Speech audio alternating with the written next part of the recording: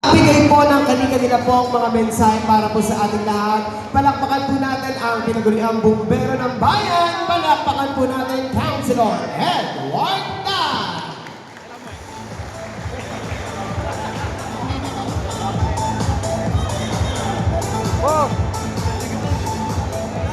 Hello! Hi! Kumusta na kayo lahat? Mabuhay! Ang anak ay! Mabuhay! Ang magandang umaga po kayo lahat. At nandito po kami lahat para supportahan kayo. Kayo mga pangalaga. Tama natin mamaya. Yorme Moreno, ang aking bibiyagante, biyaganta, at aming mga kasama, Pagkihan, Alitia, Volunteer, Angel Lindron, Pagkihan Edward Tan, nandito lang palagi sa andang tumulong para sa inyo na mabuhay. Halina! Maraming salamat po, Councilor Edward Tan. At ang susunod naman po upang bumati sa ating lahat, palakpakan po natin, Consi Bolongsi! Hello! Good morning! Masaya po ba kayo ngayong umaga?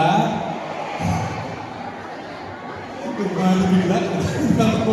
O mga nanay at mga tatay ko. Una po sa lahat, maraming salamat sa Diyos. Salamat din po sa inyo sa pagkakataon pong binigay ninyo, sa suporta ninyo sa inyong lingkod, sa po ng mga kasamahan ko sa Yorme's Choice, at sa inyo pong pinabalik, Yorme Isko Moreno, kasama po Vice Mayor Chia Tienza. Palakpakan naman po dyan. Isa lang po ang masasabi ko sa inyo. Sa ilang buwan po na tayo pinagkatiwalaan nyo, tayo po ay nagbubuti at nagpapakainam sa mandato na inyong pinagkatiwala sa atin. Maraming salamat po. At ngayong umaga, ang programang ito po ay nakadesign para maramdaman ninyo na kami po ay kaagapay ninyo sa inyong mga pinagdadaanan sa buhay. Ang pamahalang lungsod po sa pangunguna ng aming Yorme Isko Moreno at Vice Mayor Chia Tienza, makakasama natin ngayong umaga ay lumalapit sa inyo upang maghatid ng pagmamalasakit sa inyo ngayong umaga. Okay po ba yun? Maraming salamat po muli. Mag-iingat po tayo palagi. Manila! God first! Maraming salamat po, Consi Bolongsi. At sa mga pagkakataon po ito, tawagin naman po natin ang Superman ng Distrito 2, Councilor Owi Sia! Una po, maraming salamat sa Diyos. At nakarating kayo ng ligtas dito. Maraming salamat. At tinugunan Diyos yung mga mali natin panalangin sa pamamagitan ni Yorme. Maraming salamat sa Diyos at binigyan tayong magaling na leader. Yung kauri natin na leader. Leader na naiintindihan at nauunawaan po ang aming kalalagayan. Maraming salamat talaga sa Diyos. Alam niyo po, kung babalikan ninyo yung sinaunang panahon, sinauna pa, i-remind nyo lang sa isipan ninyo, hindi ka pwedeng maging isang leader kung hindi mo kayang i-provide ang pangangailangan ng iyong nasasakupan. Tama po ba? Yun ang totoong leader. Dahil yung totoong leader, naglilingkod dyan, may eleksyon man o walang eleksyon. Ang totoong leader, hindi utang ang pinagagana, kundi damdamin para sa kanyang nasasakupan. Tama ba? Tama. Ganun tayo maswerte.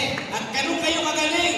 Dahil pinili ninyo ang isang Isko Moreno para maging leader sa ating lungsod.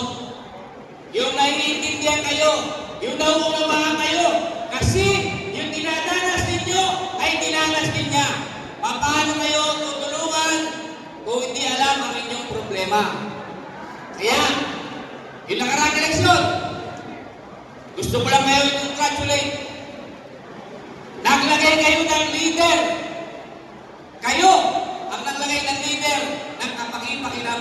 sa ating mga mahihirap. Kaya congratulations po sa inyo. Ang galing ninyo pumili.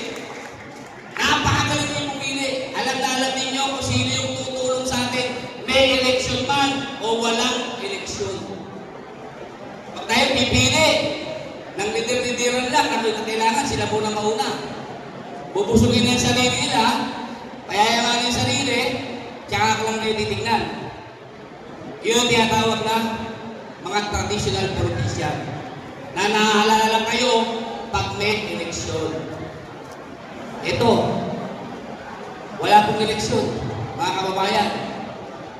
Ang nakakagawa lang ito, yung may puso para tayo'y tulungan at magsintayan.